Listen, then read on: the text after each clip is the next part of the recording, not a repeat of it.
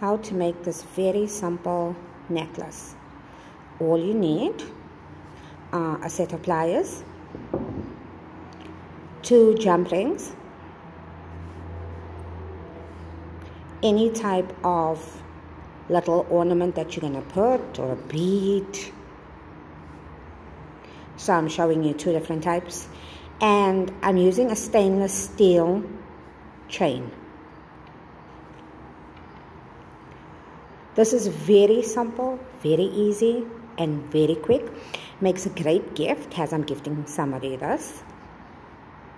First thing you're going to need is to take your jump ring. Make sure to open your jump ring, and you're going to put a jump ring on the top of whatever type of little ornament that you plan on using for your necklace.